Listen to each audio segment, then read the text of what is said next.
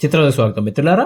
ఈరోజు వాయిదాలోనండి చాలామంది ఆవేశంగా మాట్లాడే మాట, నీ మీద పరువు నష్టం దావా వేస్తాను. సో దాని గురించే మాట్లాడుకోబోతున్నాం మనం. ముఖ్యమైన పాయింట్లు ఏం చూద్దామంటే, మనం అసలు డెఫమేషన్ సూట్ అంటే ఏంటి, పరువు నష్టం దావా సూట్ అంటే ఏంటి, ఎప్పుడు ఫైల్ చేయొచ్చు, ఎంత అమౌంట్కి ఫైల్ చేయొచ్చు, లైక్ ఎవరి మీద ఫైల్ చేయొచ్చు. అంటే చాలామంది ఉంటారు కదా, అవతల పక్కన కేసు వేసిన వాళ్ళు, సపోర్ట్ చేసిన వాళ్ళు, విట్నెస్లు, పోలీస్ ఎంతమంది ఉంటారు, ఎవరెవరి మీద ఫైల్ చేయొచ్చు, ఫైనల్గా అసలు రియాలిటీ ఏంటి, ప్రాక్టికల్గా ఏం జరగచ్చు, నా రికమెండేషన్ ఏంటి చూద్దాం, ఓకేనా. సో దానికంటే అసలు ముందు చూద్దాం. అంటే ఇది ఎస్పెషల్లీ లైక్ 498 ఫ్యామిలీ కేసెస్ గురించి మాట్లాడుతున్నారు కదండి, దాని గురించి చెప్తున్నా. ఎప్పుడు ఫైల్ చేయొచ్చు 498 కేసులో డెఫమేషన్ సూట్ అనేది? వాళ్ళు ఎఫ్ఐఆర్ ఫైల్ చేశారని చాలామందికి ఇదే అనుమానం.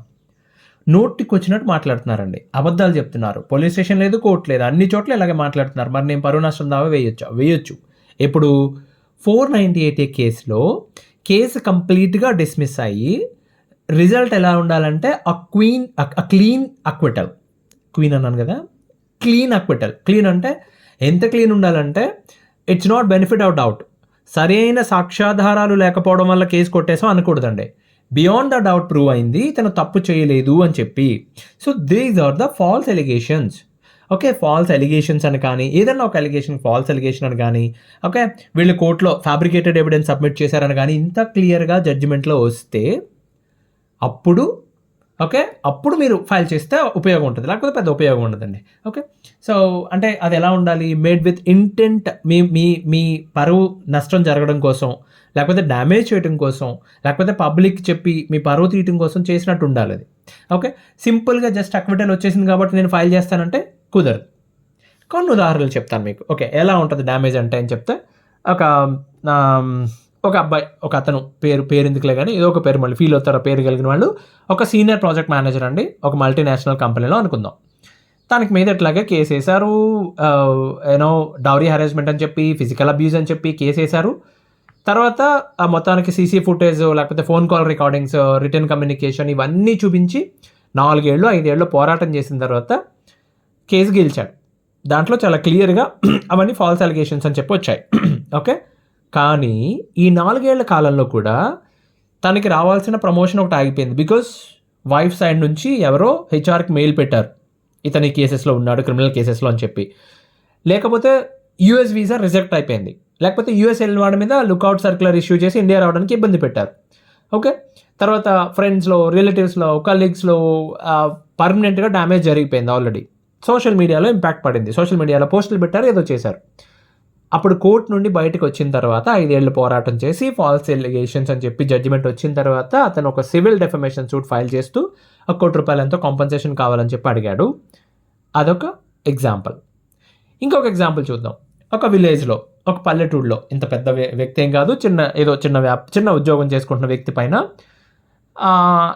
కేసు పెట్టారు. ఏమని, అతను నన్ను గోల్డ్ అడుగుతున్నాడు, పెద్ద కారు కావాలని అడుగుతున్నాడు, 10 లక్షలు క్యాష్ అడుగుతున్నాడు అని చెప్పి పెట్టి కోర్టుకు వచ్చిన తర్వాత ఎవిడెన్స్ సబ్మిట్ చేయండి అయ్యా అతను అడిగాడని చెప్పడానికంటే అదేనండి అని చెప్పి ఒక నార్మల్గా ఒక వ్యక్తి తన స్వహస్తాలతో పెన్తో పేపర్ మీద రాసిన మిక్సరు, గ్రైండరు, గ్యాస్ స్టవ్, మాసిపోయిన బట్టలు వేసుకునే పెట్టే ఇవన్నీ రాసిన, ఇవన్నీ డిమాండ్ చేశాడని చెప్పి ఎవిడెన్స్ ఇస్తున్నారు వాళ్ళు. సో రమేష్ చాలా క్లియర్గా, రమేష్ అనుకుందాం ఈ వ్యక్తి పేరు, ఆ కుర్రాడు చాలా క్లియర్గా ఏం ప్రూవ్ చేశాడంటే, ఇవన్నీ నేను కొన్నానే బాబు, మా పెళ్ళి అయిన తర్వాత నేను కొన్నాయి, నా సొంత డబ్బులు పెట్టని చెప్పి ప్రూవ్ చేశాడు. ఆ తర్వాత ఏం చెప్పాడంటే, ఊళ్ళో అందరి ముందు పరుగు పోయింది, సో నా రెప్యుటేషన్కి దెబ్బ కొట్టారు వీళ్ళు, జస్ట్ మిక్సీ గ్రైండర్ చూపిస్తున్నారు, ఇప్పుడు ఏమో అడిగితే ముందు కారు గోల్డ్ అన్నారు అని చెప్పి 25 లక్షలు కంపెన్సేషన్ ఇప్పించండి అని చెప్పి అతనికి కోర్టుకి వెళ్ళొచ్చు. ఓకే, ఇంకొక ఎగ్జాంపుల్లో ఓన్లీ భర్తే కాదండి, కొన్ని కేసెస్లో భార్య కూడా ఫైల్ చేయొచ్చు. ఎలా అంటే, ఆమె 498 ఫైల్ చేశారు కాబట్టి కౌంటర్ ఇస్తూ వీళ్ళు ఏం చేశారు, క్యారెక్టర్ అసాసినేషన్ మొదలు పెట్టారు. అంటే ఆమెకి కొంచెం ఇది ఉందని చెప్పి, ఇంకా లేనిపోనివి అడల్టరీలో ఇన్వాల్వ్ అయ్యారని చెప్పి, రియాలిటీలో అదంతా అబద్ధం అని ప్రూవ్ చేయగలిగారు అనుకోండి కోర్టులో, దెన్ వైఫ్ కూడా ఫైల్ చేయొచ్చు. ఇవి ఎగ్జాంపుల్స్ అండి. లీగల్ గ్రౌండ్స్ అంటే దీంట్లో ఒకటే ఉండదు, 2 ఉంటాయి. మీకు జరిగిన డ్యామేజ్ని బట్టి 2 రకాల డెఫమేషన్స్ ఉంటాయి. ఒకటి క్రిమినల్, 2 సివిల్. క్రిమినల్ అంటే ఏంటి, మరి ఇప్పుడు కొంతమందిని మనం పోయినప్పుడు మనం చూసాము, ఎవరో ఒక ప్రముఖ రాజకీయ నాయకుడు హత్య జరిగితే అవతల పక్క అప్పుడు అపోజిషన్ పార్టీ ఆ పార్టీ లీడర్ ఫోటో వేసి చేతిలో పెద్ద కత్తి పెట్టి ఏదో రక్త చరిత్ర అని చెప్పి రాశారు. వాళ్ళు 100 కోట్లకి వేశారు. సో ఆబ్వియస్లీ వేస్తారు, బికాజ్ వాళ్ళు ఎలక్షన్ పోగొట్టుకున్నారు, లేకపోతే చాలా పబ్లిక్లో చాలా దారుణమైన డ్యామేజ్ జరిగింది, మాకు అసలు ఏ సంబంధం లేదు, సిబిఐ చెప్తుంది వేరే, పోలీసులు చెప్తుంది వేరే, ఇన్వెస్టిగేషన్ అసలు వాళ్ళ దగ్గర ఏ ఆధారం లేదు, లేకుండా జస్ట్ పేపర్లో వేసేశారు. ఎలా వేస్తారు అట్లా? కాబట్టి వేశారు. వాళ్ళు అంత పెద్ద స్థాయి కాబట్టి 100 కోట్లకి వేశారు. సో మీరేం చేస్తారంటే అండి, ఒక సాఫ్ట్వేర్ ఎంప్లాయ్ లేకపోతే ఒక చిన్న ఉద్యోగం చేసుకుంటున్నారు, ఎక్కడో సూపర్వైజర్గా పనిచేస్తున్నారు ఒక షాపింగ్ మాల్లో, మీరు కూడా వేయచ్చు. మీ స్థాయికి తగ్గట్టు మీరు కూడా వేయచ్చు. 2 రకాలు ఏంటి?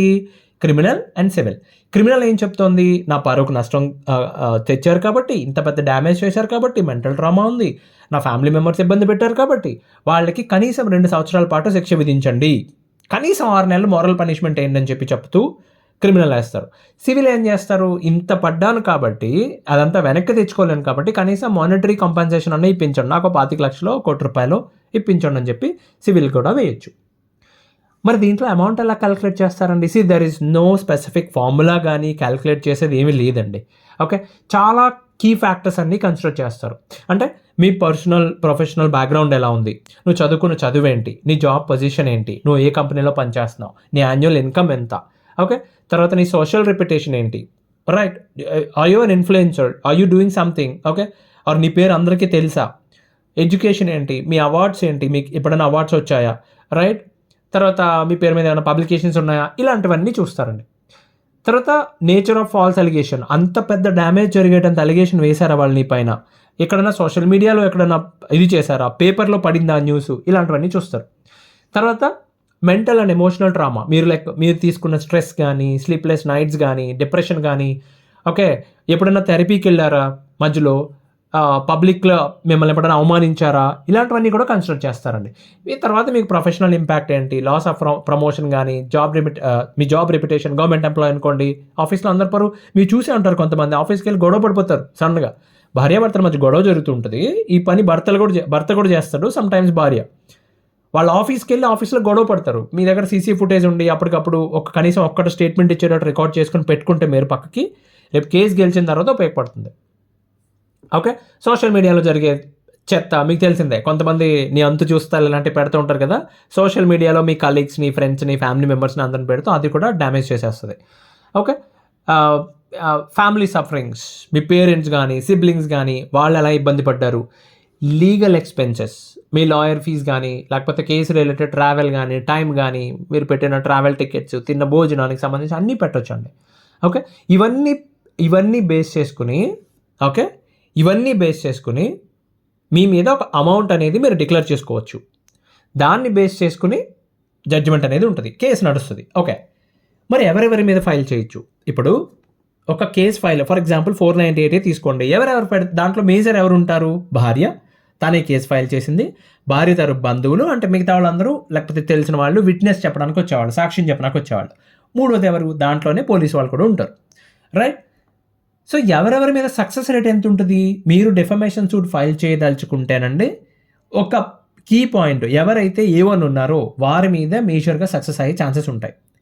A2, A3 వీళ్ళందరూ కూడా అంటే విట్నెస్లు అన్నీ కూడా సపరేట్ డిఫమేషన్ సూట్, అంటే మేజర్గా డ్యామేజ్ జరిగితే తప్ప కోర్టుకు వచ్చి కోర్టులో భగవద్గీత మీద ప్రమాణం చేసి వాళ్ళు ఇంటెన్షనల్గా కేవలం మీ పరువు డ్యామేజ్ చేయడం కోసమో, మిమ్మల్ని ఇబ్బంది పెట్టడం కోసమో అబద్ధం చెప్పారు, ఫ్యాబ్రికేటెడ్ ఎవిడెన్స్ సబ్మిట్ చేశారు అని ప్రూవ్ అయితే తప్ప వాళ్ళ జోలికి వెళ్ళలేం.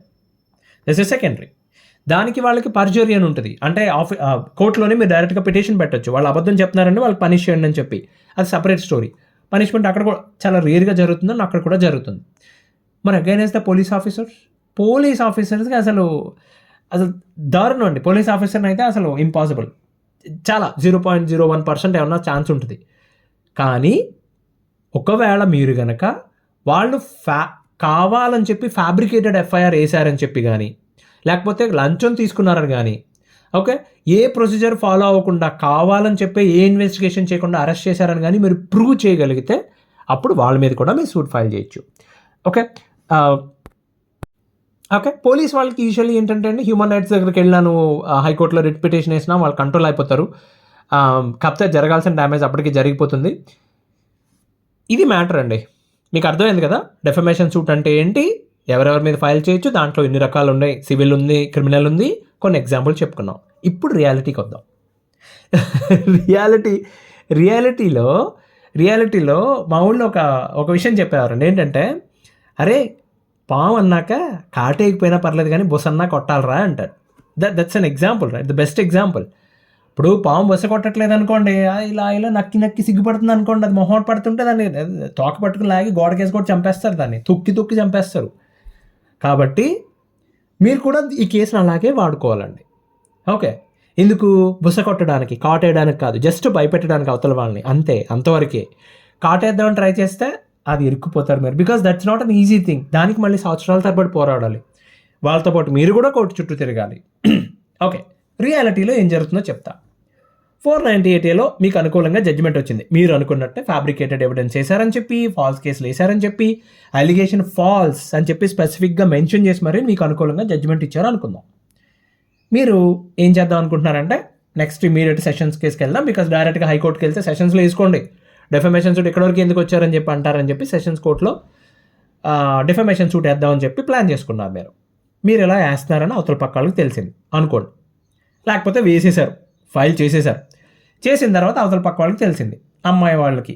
వాళ్ళు ఏం చెప్తారు? అరే డెఫమేషన్ సూట్ వేసాడరా బాబు, దాంట్లో ఫాల్స్ అండ్ ఫ్యాబ్రికేటెడ్ అని ఉంది, తలకే నొప్పి, ఒక పని చేద్దాం, దీని మీద మనం అప్పీల్కి వెళ్దాం. ఓకే, వాళ్ళు ఏం చేస్తారు? ఇమీడియట్గా ఎవరొకరిని పట్టుకుని కింద కోర్టులో వచ్చిన జడ్జిమెంట్ మీద పై కోర్టుకి అప్పీల్కి వెళ్తారు.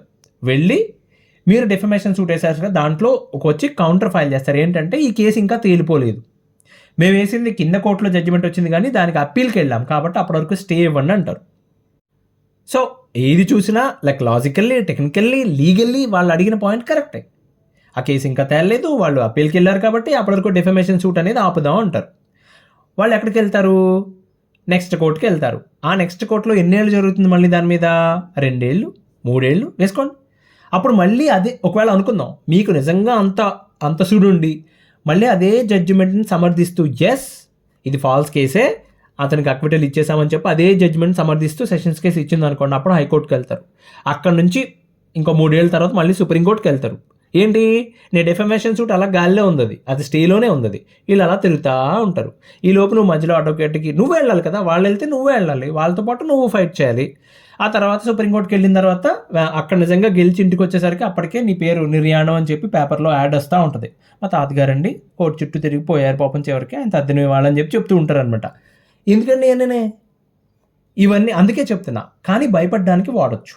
ఓకే, సమ్ టైమ్స్ మీ దగ్గర నిజంగా మీ కేసులో అంత క్యాపబిలిటీ ఉంటే, అన్ని మెరిట్స్ ఉంటే కనుక వాళ్ళు భయపడతారు, ఖచ్చితంగా లైన్లోకి వచ్చేస్తారు. నేను అదే చేశా, నేను బొసగొట్టా, నా కేసులో అదే జరిగిందండి. జరిగిన తర్వాత క్లియర్లీ టోల్డ్ దెమ్, లైక్ అడ్వకేట్కి, వాళ్ళ అడ్వకేట్ని కూర్చోబెట్టి, వాళ్ళ తరపు నుంచి ఒకరు వచ్చారు, వాళ్ళని కూర్చోబెట్టి ఐ క్లియర్లీ సెడ్ దట్ చాలా క్లియర్గా ఫాల్స్ అని చెప్పి వచ్చింది. వెంటనే కూడా చేయాలి, ఐ గేవ్ దెమ్ టైం. 3 నెలలు సైలెంట్గా ఊరుకున్నాం మేము. 3 నెలలు అప్పీల్కి వెళ్తారేమో చూద్దాం అని చెప్పి సైలెంట్గా ఊరుకుందాం. బికాజ్ అక్కడ మా భాషలో ఉండి, మా ఏరియాలో మేక్ కొట్టడం అంటారు. మేక్ కొట్టడం అంటే కంప్లీట్గా లాక్ చేసేయడం అని. అలాంటి జడ్జిమెంట్ ఇచ్చారు. సో వాళ్ళకి ఆప్షన్ కనిపించట్లేదు, అంటే ఏం చెప్పి అప్పీల్కి వెళ్ళాలో అర్థం కావట్లా. సో ఆ టెన్షన్లో ఉన్న టైంలో మేము కొంచెం మేమే ముందుకెళ్ళి I clearly said that, boss మా నాన్నగారు ఇచ్చిన ఆస్తి ఇది, నేను సంపాదించుకున్నది ఇది, ఓకే, నా ఉద్యోగం ఇది, నా చదువు ఇది, నా పేరు మీద పేటెంట్స్ ఉన్నాయి, నా పేరు మీద కొన్ని పబ్లికేషన్స్ కూడా ఉన్నాయి, రైట్? సో నేను ఇప్పుడు ఒక 4,25,25 లక్షలు 4,25 లక్షలకు డెఫమేషన్ సూట్ ఫైల్ చేద్దాం అనుకుంటున్నా. ఎవరెవరి మీద? సాక్ష్యంగా ఇచ్చిన 12 మంది మీద ప్లస్ 2 పోలీస్ ఆఫీసర్ల మీద కలిపి 14 మంది మీద నేను defamation suit both civil come criminal file చేయడానికి రెడీగా ఉన్నాను. నువ్వు అప్పీల్కి వెళ్తే నేను ఫైల్ చేస్తా. ఓకే, సో కాబట్టి సైలెంట్గా వచ్చి మ్యూచువల్ డివోర్స్ మీద అగ్రిమెంట్ మీద సైన్ చేయని చెప్పారు. వాళ్ళు సైన్ చేయకపోయినా నష్టమే లేదు, బికాస్ 498 జడ్జిమెంట్ అలా వచ్చింది కాబట్టి. సో కాబట్టి ఇట్స్ నాట్ ఈవెన్, సారీ, నాకు థ్రోట్ ఏదో తేడాగా ఉంది ఈరోజు, క్షమించాలి. అయితే అండి, డెఫమేషన్ సూట్ ఎందుకు వాళ్ళు భయపడ్డారంటే, that was a sessions case. Normal 498 కథ ఒకలా ఉంటుంది, that was a sessions case. Sessions కేసులో అంత తొందరగా అంత ఈజీగా ఏం పనిష్మెంట్లు పడిపోవు, వాళ్ళు చాలా చూస్తారు. అలాంటి దాంట్లో బెనిఫిట్ ఆఫ్ డౌట్ కాకుండా ఇట్స్ అ ఫాల్స్ కేస్ అని చెప్పి జడ్జిమెంట్ వచ్చిందంటే వాళ్ళు టెన్షన్ పడ్డారు, వాళ్ళ అడ్వకేట్ చెప్పిన దాన్ని బట్టి కూడా చూసి. సో టెన్షన్ పడి 4,25,00,000 అనగానే అంటే నాకు ఎక్కువే అనిపించింది. బట్ స్టిల్ ఇదే చెప్పాను కదా, నా పేరు మీద పేటెంట్స్ ఉన్నాయి, పబ్లికేషన్స్ ఉన్నాయి అనగానే వాళ్ళు కొంచెం కంగారు పడ్డారు ఏంది అని చెప్పి.